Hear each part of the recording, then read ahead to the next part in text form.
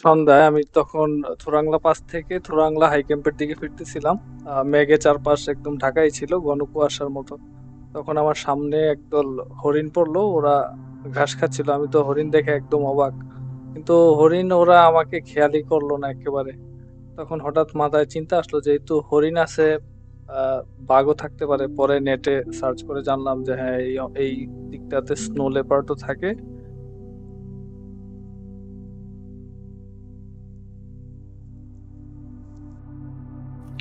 এটা হচ্ছে Thorongla high camp. কালকে রাতে 7টার সময় এসে পৌঁছেছে এখানে। অন্ধকার হয়ে গেছিল। এই যে দেখেন, হাই ক্যাম্প থেকে কি দেখা যাচ্ছে।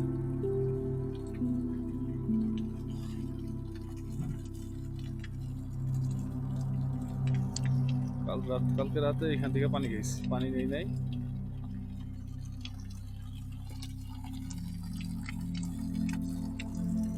ঠান্ডা বরফ পানি।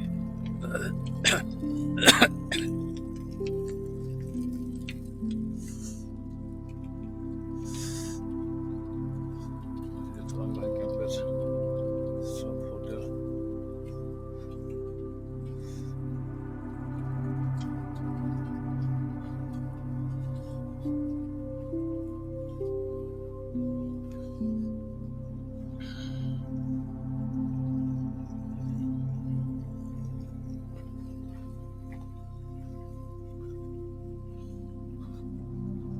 চতুর্দিক কি দেখা যায়?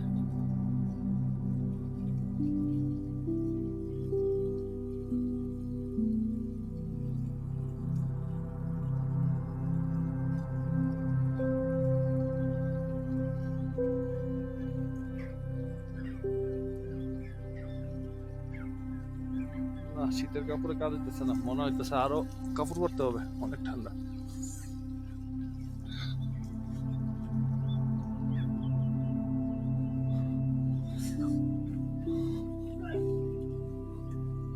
कल मैं क्या उधर से उतरा, कल जो आया था यहाँ से, क्या बोलते हैं, थुरंगला पास से। किधर से आया था? इधर इधर से आया था। आज जो मानंग जाऊंगा उसका रास्ता कौन सा है? वो नीचे से सोजा रास्ता है? डाउन है, पर यही रास्ता जाता है मानंग। मानंग जाने में मुझे कितना घंटे लगेंगे?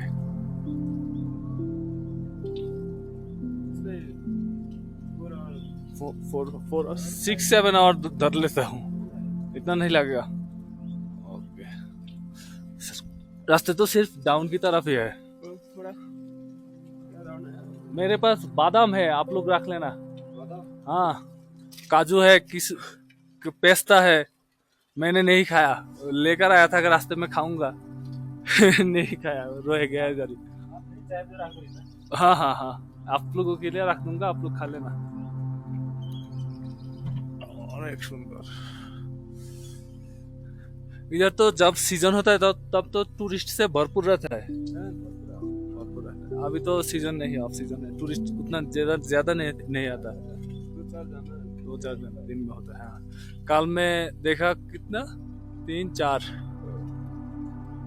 पहले देखा 3, उसके बाद 1, उसके बाद 2, उसके बाद 1, जो मुक्तिनाथ जा रहा था।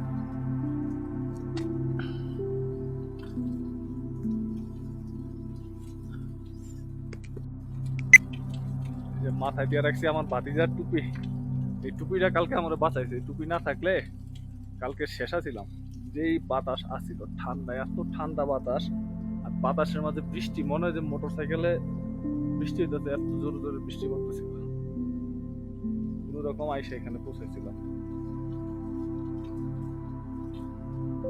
যাক, আল্লাহ সহজ করে দিছিল, আসতে পারছি। তাহলে একা একা কেউ এই রাস্তায় তো আসেই না, গ্রুপও আসে না এইভাবে। সবাই হাই ক্যাম্প হইয়া মুক্তিনাথে যায়, আর আমি উল্টো আসছি। ওইদিকের পাহাড় একদম খাড়া, এই জন্য ওই দিক দিয়ে কেউ উঠতে চায় না, খাড়া পাহাড়। আর এদিক দিয়ে পাহাড় নামতে 2 ঘন্টা লাগছে কালকে। মুক্তিনাথের থেকে এখানে আসতে 2 ঘন্টা লাগছে। 2 ঘন্টা লাগছে। শেষের দিকে মনে হয়েছিল যে বৈশা বৈশা ঘুমাই, এরকম একটা অবস্থা হয়ে গেছিল, শক্তিই ছিল না শরীরে। ওকে,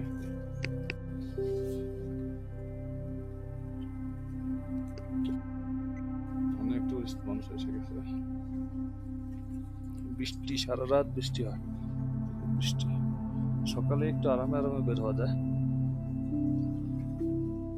বের হয়ে যাবো, মোবাইলটা চার্জ নাই, চার্জ হওয়ার পরে বের হয়ে যাব।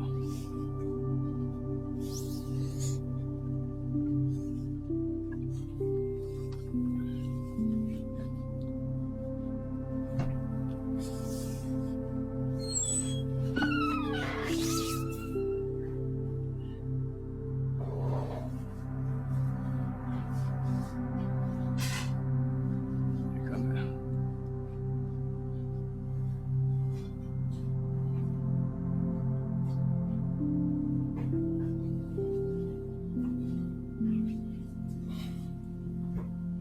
ডাইনিং রান্না বান্না হয়।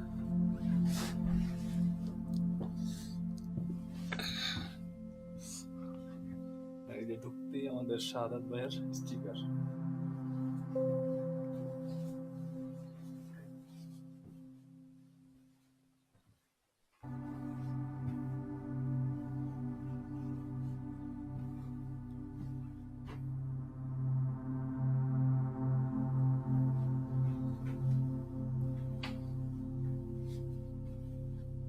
হচ্ছে ডাইনিং।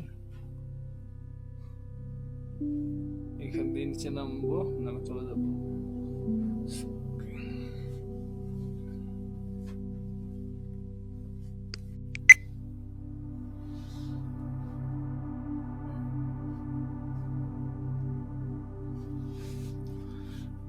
ছেলে তার ব্যাগও দিয়ে দিছে, ব্যাগও নিয়ে নিছে মেয়ের থেকে, আবার ট্রেকিং পোলও দিয়ে দিছে, তারপরে উঠতে পারতেছে না, এত কষ্ট। পাহাড়ে ওঠা যে কত কষ্ট। কালকে যদি আমার ভিডিও কেউ করতে পারতো তাইলে বুঝাইতে পারতাম।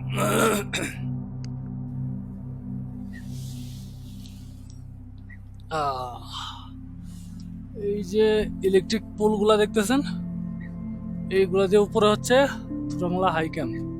উপর থেকে আমি নেমে আসছি, আর একদম খাড়া, হাঁটু ব্যথা করতেছে। এই যে দেখেন, এই হচ্ছে থোরাংলা ল ক্যাম্প, এই যে নিচে দেখা যাচ্ছে।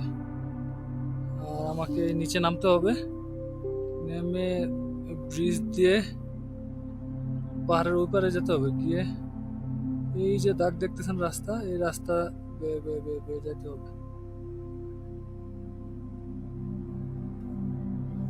অনেক পথ বাকি। এই হচ্ছে অবস্থা, এখনই বৃষ্টি, এখনই রোদ, এভাবে চলতেছে।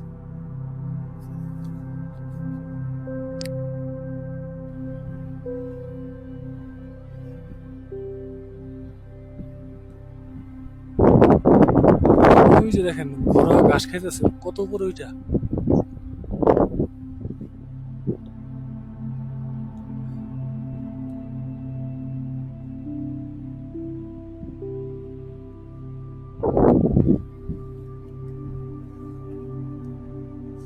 আমার নিচে যেটা দেখতেছেন হচ্ছে থোরাংলা ল ক্যাম্প।